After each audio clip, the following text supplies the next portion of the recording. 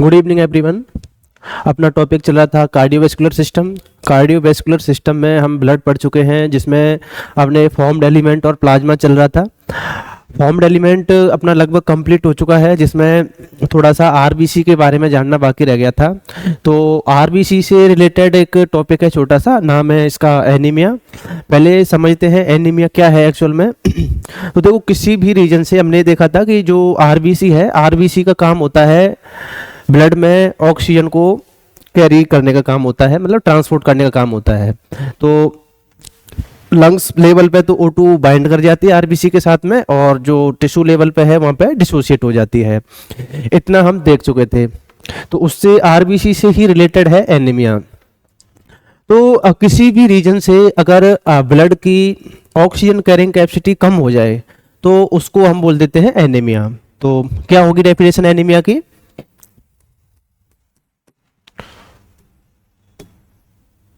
O2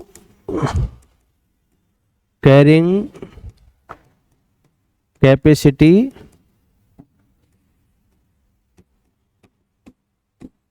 decrease.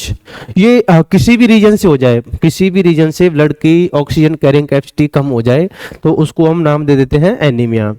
अब anaemia कई type का होता है, मतलब ऐसा नहीं है कि केवल एक ही रीजन से एनीमिया होगा। बहुत सारे फैक्टर होते हैं जो O2 कैरिंग कैपेसिटी कम कर सकते हैं। तो उस बेसिस पर जो एनीमिया होता है उसके नाम जो है वो अलग अलग हो जाते हैं। तो ये तो डेफिनेशन हो गई। O2 कैरिंग कैपेसिटी क्या हो जाएगी? डिक्रीज ऑफ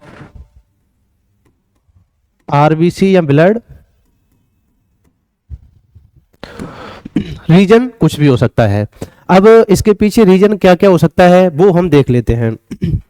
तो आपको पता है ऑक्सीजन कैरिंग कैपेसिटी जो है वो केवल आरबीसी की वजह से है, क्योंकि ऑक्सीजन जो है ओनली 1.5% ही डिजॉल्व होती है प्लाज्मा में। बाकी जो कैरियर का काम है, ट्रांसपोर्टेशन का काम है, वो आरबीसी करती है। तो आरबीसी के जितने भी लगभग कॉज होंगे वो सब आरबीसी, एनीमिया के जितने भी कॉज होंगे वो सब आरबीसी से ही रिलेटेड होंगे। तो सबसे जो मोस्ट कॉमन टाइप का एनीमिया होता है वो होता है आपका आयरन डेफिशिएंसी।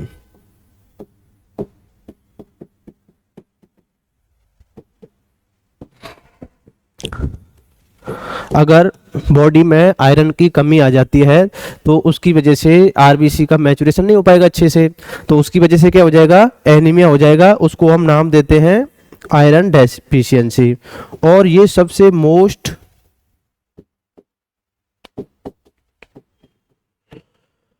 कॉमन टाइप का एनीमिया है। सबसे ज़्यादा आयरन डेफिशिएंसी की वजह से एनीमिया होता है।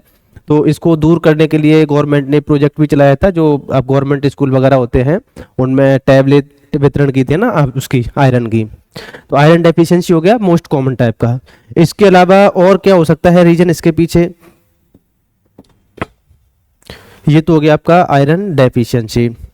नेक्स्ट आपका इसके पीछे रीजन हो सकता है, जैसे कि एक विटामिन होती है, विटामिन B12 और विटामिन B9। तो ये आरबीसी के मैचुरेशन में हेल्प करके जाती हैं। तो इनकी वजह से भी एक एनीमिया हो जाता है, जिसको हम नाम देते हैं मेगालोब्लास्टिक एनीमिया। नाम लिख देता हूं पहले, megaloblastic anaemia.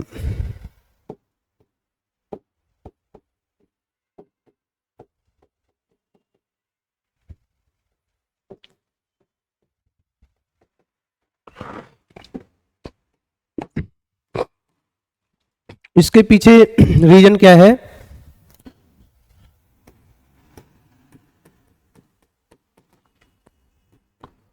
Deficiency of vitamin B12 and B9। तो जो B12 है इसको तो हम बोलते हैं साइनोकोबाल एमीन,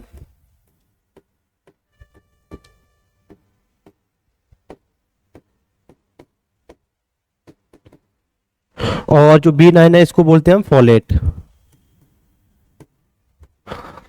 अगर इन दोनों की कमी हो जाती है तो इसकी वजह से जो आरबीसी का शेप है वो नॉर्मल शेप से बड़ा हो जाता है। साइज कैसा हो जाएगा? बड़ा हो जाएगा।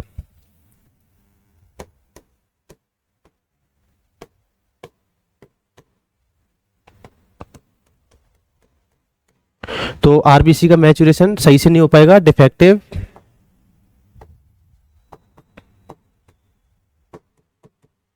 मैचुरेशन ऑफ आरबीसी, इसकी वजह से डिफेक्टिव मैचुरेशन होगा और इसका रिजल्ट क्या होगा, लार्ज साइज आरबीसी। इसकी वजह से जो आरबीसी बनती है वो बड़े साइज की बनती है, तो इसलिए हमने इसका नाम ही क्या दे दिया एनीमिया का, मेगालोब्लास्टिक एनीमिया। चलो और नेक्स्ट देखते हैं, ये विटामिन बी 12 की वजह से है ना ये सारे cause.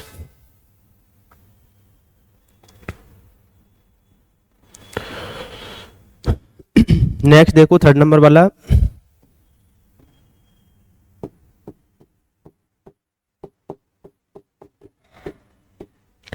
Pernicious anaemia. Pernicious anaemia में क्या होगा बच्चों, जैसे जो भी आप विटामिन बी 12 लेते हो, तो विटामिन बी 12 जाती है हमारे इंटेस्टाइन में और उसके एब्जॉर्प्शन के लिए जरूरत पड़ती है हमें, एक इंट्रिंसिक फैक्टर होता है जो रिलीज होके आता है ना, तो इंट्रिंसिक फैक्टर इसके एब्जॉर्प्शन के लिए जरूरी है, विटामिन बी 12 के एब्जॉर्प्शन के लिए। यहाँ पर तो क्या था कि आप डाइट में विटामिन बी 12 नहीं ले रहे थे तो उसकी कमी आ जाएगी, तो उसकी वजह से मेगालोब्लास्टिक एनीमिया हो जाएगा।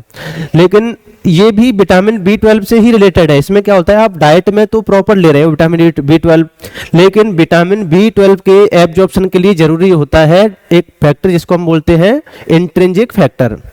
और अगर ये इंट्रिंसिक फैक्टर रिलीज नहीं होगा तो आप विटामिन बी 12 डाइट में तो ले रहे हो लेकिन इसका एब्जॉर्प्शन नहीं हो पाएगा, तो इसकी वजह से क्या हो जाएगा, फिर से वही एनीमिया। लेकिन इस एनीमिया का नाम क्या दिया है हमने, पर्नीशियस एनीमिया। तो पर्नीशियस एनीमिया में क्या होगा,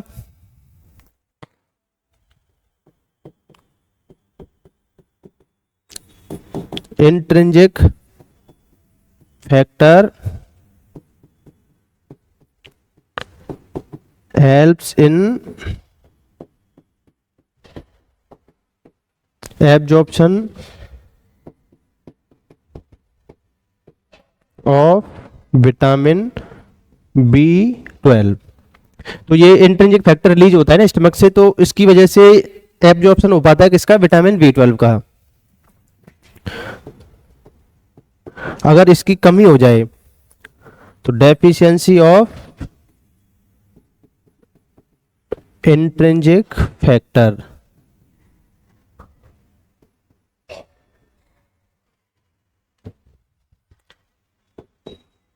no absorption of vitamin B 12। Vitamin B 12 का एब्जॉर्प्शन डाइट में तो ले रहे हो आप, लेकिन विटामिन बी 12 का यहाँ पर एब्जॉर्प्शन नहीं हो पा रहा है। एब्जॉर्प्शन नहीं होगा तो सिम्टम्स सेम टू सेम वैसे ही होंगे, लेकिन इसका नाम क्या दिया हमने, पर्नीशियस एनीमिया। मेगालोब्लास्टिक एनीमिया में भी विटामिन बी 12 की कमी होगी और पर्नीशियस एनीमिया में भी विटामिन बी 12 की कमी होगी। इसमें तो आप डाइट में ही नहीं ले रहे हो और इसमें आप डाइट में ले रहे हो लेकिन उसका एब्जॉर्प्शन नहीं हो पा रहा है ना स्टमक में, इंटेस्टाइन में, तो इस वजह से हो जाएगा पर्नीशियस एनीमिया। और देखो कौन कौन से टाइप हो सकते हैं एनीमिया के,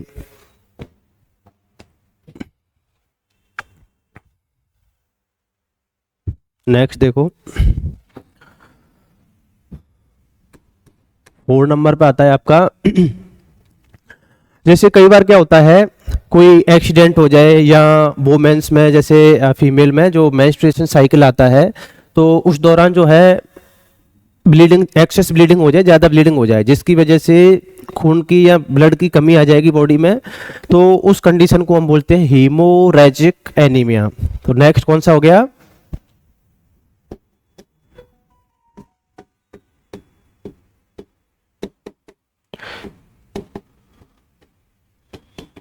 हीमोरेजिक एनीमिया। तो हीमोरेजिक एनीमिया में क्या होगा,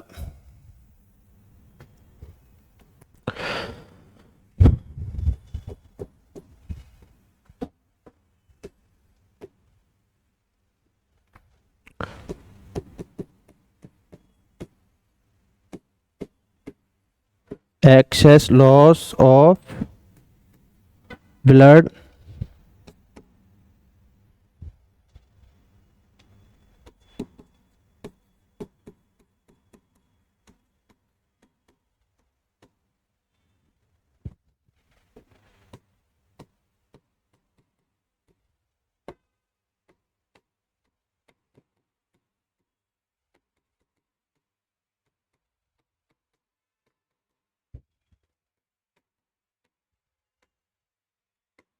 इसमें क्या होता है बच्चों, जैसे या तो कोई एक्सीडेंट वगैरह हो जाए तो उसमें बॉडी में से बहुत ज़्यादा ब्लड निकल जाए, या फिर जो फीमेल्स में कई बार मेंस्ट्रुएशन साइकिल के दौरान बहुत ज़्यादा ब्लीडिंग हो जाती है, तो उस वजह से ब्लड की कमी हो जाएगी, जिसको हम बोलते हैं हीमोरेजिक एनीमिया।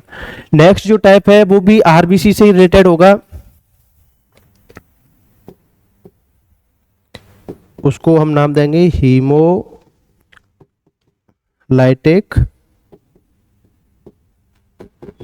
एनीमिया। तो जैसा आपको पता है कि जो आरबीसी होती है, आरबीसी की सेल्फ लाइफ होती है बच्चों 120 दिन है ना, 120 डेज होती है। लेकिन कई बार क्या होता है कि आरबीसी अपने टाइम से पहले ही रप्चर हो जाती है, तो उसकी वजह से ब्लड की कैरिंग कैपेसिटी क्या हो जाएगी, कम हो जाएगी, जिसको हम क्या नाम देंगे, हीमोलाइटिक एनीमिया। तो ये किसकी वजह से है, आरबीसी के रप्चर की वजह से। आरबीसी रप्चर इन immature condition before its self life, मतलब टाइम से पहले ही आरबीसी का डिस्ट्रक्शन हो जाए, तो उस कंडीशन को हम क्या नाम देंगे, haemolytic anaemia.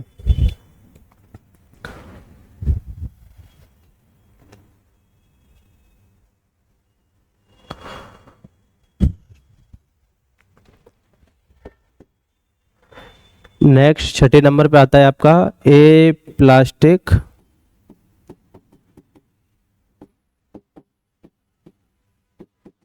Anaemia. Aplastic anaemia में क्या होता है, जो ब्लड के फॉर्म्ड एलिमेंट होते हैं, चाहे डब्ल्यूबीसी हो, आरबीसी हो या प्लेटलेट्स हो, इनका फॉर्मेशन कहाँ पर हो रहा है, बोन मैरो में हो रहा है। तो अगर बोन मैरो ही किसी रीजन से क्या हो जाए, डिस्ट्रक्ट हो जाए, तो उसकी वजह से आरबीसी का फॉर्मेशन नहीं हो पाएगा या फॉर्मेशन कम हो जाएगा, उसको हम क्या नाम देंगे, एप्लास्टिक एनीमिया। तो इसमें क्या हो जाएगा, डिस्ट्रक्शन ऑफ बोन मैरो, और इसकी वजह से क्या होगा, आरबीसी का प्रोडक्शन घट जाएगा,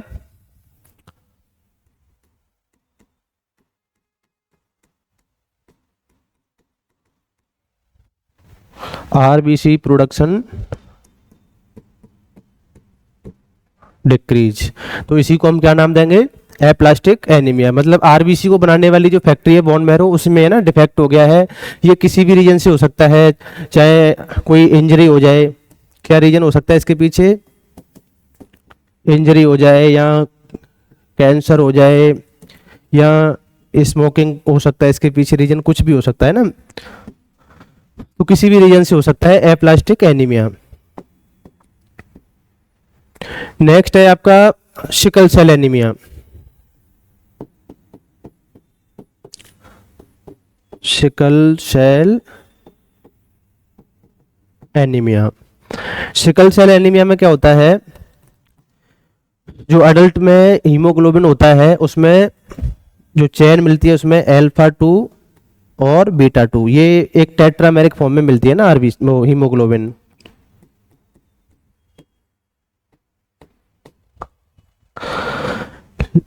अब यहाँ पर क्या होता है, जो अल्फा और बीटा दोनों चेन मिलकर एक टेट्रामर बनाती हैं, तब जाके एक फंक्शनल हीमोग्लोबिन बन पाता है। लेकिन क्या हो, इस बीटा ग्लोबिन चेन में, इन बीटा ग्लोबिन चेन, तो इसमें जो 6 नंबर पे एक अमाइनो एसिड होता है ग्लूटामिक एसिड, वो किससे रिप्लेस हो जाता है, 6th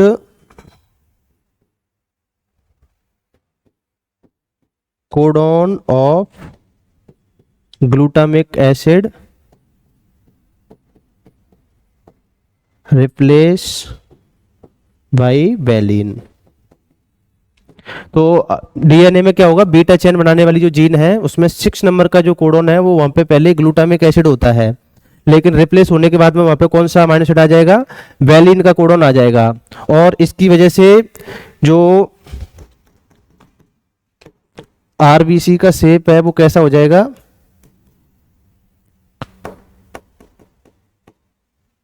सिकल सेप हो जाएगा।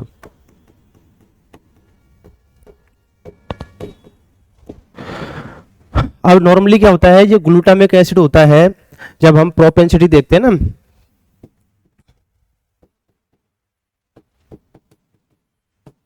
तो जो ग्लूटामिक एसिड होता है ये तो फेवर करता है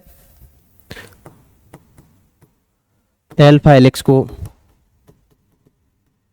और जो आपका वेलिन है ये फेवर करता है बीटा चेन को।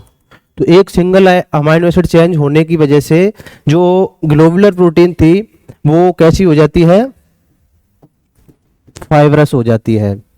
इसकी वजह से प्रोटीन का एग्रीगेशन स्टार्ट हो जाएगा, और जब प्रोटीन एग्रीगेट होने लग जाएगी तो एक दिन आरबीसी का शेप चेंज होकर कैसा हो जाएगा, सिकल शेप हो जाएगा, जिसको हम नाम दे देते हैं सिकल सेल एनीमिया। अब देखो सिकल सेल एनीमिया के बारे में दो बातें और देख लो, है ना। सिकल सेल एनीमिया जो होता है, देखो सबसे पहले तो ये केवल सिंगल न्यूक्लियोटाइड में चेंजमेंट होने की वजह से होता है ना सिकल सेल एनीमिया।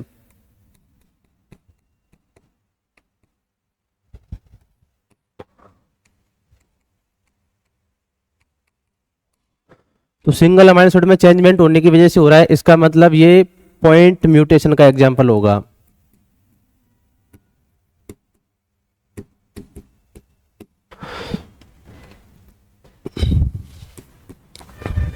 दूसरा क्या है, इसमें एक सिंगल अमाइनो एसिड रिप्लेस हुआ है, लेकिन ग्लूटामिक एसिड और बेलिन दोनों सेम ग्रुप के नहीं है। ग्लूटामिक एसिड तो एक एसिडिक अमाइनो एसिड है और बेलिन एक हाइड्रोफोबिक अमाइनो एसिड है, तो दोनों का ग्रुप सेम नहीं है। इसकी वजह से पूरी प्रोटीन की स्ट्रक्चर खराब हो गई।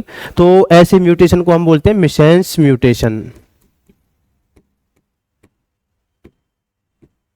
तो ये मिसेंस म्यूटेशन का भी एग्जाम्पल है।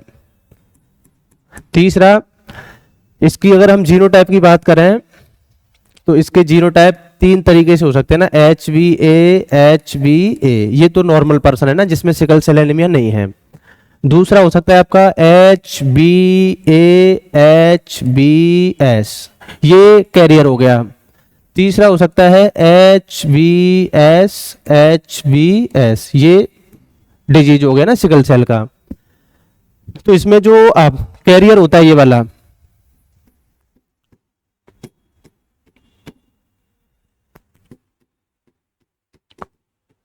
जो कैरियर होता है इसमें नॉर्मल हीमोग्लोबिन का भी प्रोडक्शन होता है और सिकल सेल का भी प्रोडक्शन होता है, दोनों का ही प्रोडक्शन हो रहा है। इसका मतलब ये को डोमिनेंट का एग्जाम्पल भी हो गया। दोनों ही टाइप की इसमें हीमोग्लोबिन देखने को मिलते हैं, तो को डोमिनेंट का एग्जाम्पल हो गया। फोर्थ नंबर पे क्या होता है, अगर ये इस पॉपुलेशन की बात करें तो इस पॉपुलेशन में सबसे ज्यादा सर्वाइबिलिटी के चांस किसके होंगे। तो देखो ये जो होमोजाइगस कंडीशन में है ये तो सिकल सेल की वजह से मारा जाएगा, इसको तो सिकल सेल हो जाएगा तो इसकी तो डेथ हो जाएगी। ये जो है, ये कई रीजन ऐसे हैं जहां पर जो मलेरिया होता है ये मलेरिया के लिए ससेप्टाइल है, तो ये मलेरिया की वजह से मारा जाएगा। लेकिन ये जो कैरियर है इसको सिकल सेल भी नहीं होगा, क्योंकि इसके पास नॉर्मल हीमोग्लोबिन भी है और इसके पास सिकल सेल वाला भी है, तो इसको मलेरिया नहीं होता है। मलेरिया के लिए कैसा होता है, रेजिस्टेंट होता है। ये कैसा हो जाएगा, मलेरिया रेजिस्टेंट। तो ये दोनों ही कंडीशन में सरवाइव करेगा, मतलब इसके पास में नॉर्मल हीमोग्लोबिन है तो ये सरवाइव करेगा, सिकल सेल नहीं होगा इसको। दूसरा, ये मलेरिया से भी बच जाएगा। तो इस कंडीशन में जो हेट्रोजाइगस है इसकी सर्वाइबिलिटी के चांस बहुत ज्यादा होंगे इस पॉपुलेशन में, तो इसको हम बोलते हैं हेट्रोजाइगोट एडवांटेज।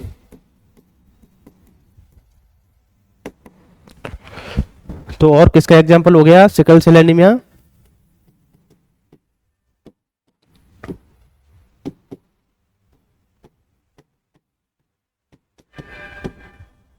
हेट्रोजाइगोट एडवांटेज का एग्जांपल हो गया। और अगर म्यूटेशन में ही बात करें तो एक म्यूटेशन होता है ट्रांजिशन और ट्रांसवर्जन, तो ये ट्रांसवर्जन टाइप का म्यूटेशन होता है।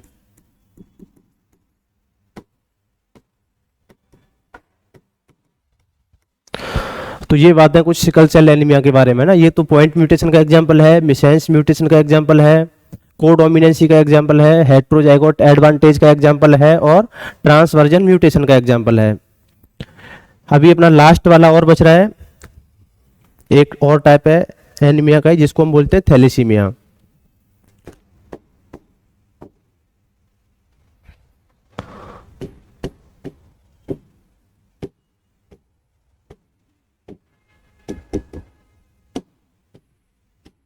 देखो थैलेसीमिया में क्या होगा, अभी आपको बताया था कि हीमोग्लोबिन का एक फंक्शनल अगर आपको टेट्रामर बनाना है तो उसके लिए 2 अल्फा चेन और 2 चाहिए अपने को बीटा चेन। तो क्या क्या चाहिए हीमोग्लोबिन के लिए, अल्फा 2 और बीटा 2। जब ये दोनों बिल्कुल सही सलामत होंगी तब जाके एक परफेक्ट हीमोग्लोबिन बन पाएगा। तो अगर किसी भी रीजन से क्या हो अल्फा चेन का सिंथेसिस नहीं हो, केवल बीटा बने या अल्फा कम बने बीटा ज्यादा बने, तो उस कंडीशन में अकेली बीटा सबयूनिट फंक्शनल हीमोग्लोबिन नहीं बना पाएगी। ऐसे ही अगर अल्फा अच्छा खासा बन रहा है लेकिन बीटा नहीं बन रहा, तो अकेली अल्फा जो प्रोटीन है वो फंक्शनल हीमोग्लोबिन नहीं बना पाएगी। तो दोनों ही कंडीशन में फंक्शनल हीमोग्लोबिन नहीं बनेगा और उसी कंडीशन को हम बोल देते हैं थैलेसीमिया। तो थैलेसीमिया 2 टाइप का होता है। तो एक तो आपका हो जाएगा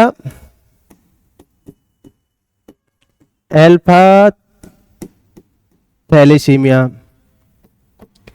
इसमें क्या होगा, अल्फा चेन का जो सिंथेसिस है वो कम होगा और बीटा चेन का ज्यादा होगा।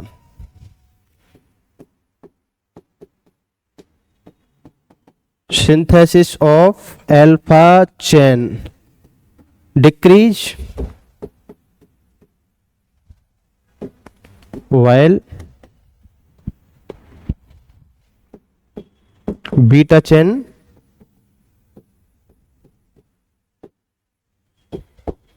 नॉर्मली सिंथेसाइज होगी। तो अकेली बीटा चेन क्या करेगी, अकेली बीटा चेन बना ही नहीं पाएगी नॉर्मल फंक्शनल टेट्रामर। तो beta chain alone cannot form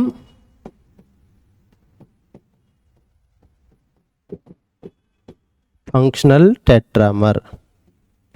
तो अकेली जो बीटा चेन है वो फंक्शनल टेट्रामर नहीं बना पाएगी, इसमें अल्फा की कमी होगी, तो इसको हम नाम देंगे alpha thalassaemia.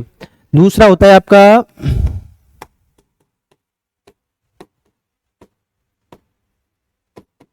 Beta thalassaemia. Beta thalassaemia में क्या होगा, इसमें अल्फा तो नॉर्मल बनेगी, alpha chain synthesise normal but production of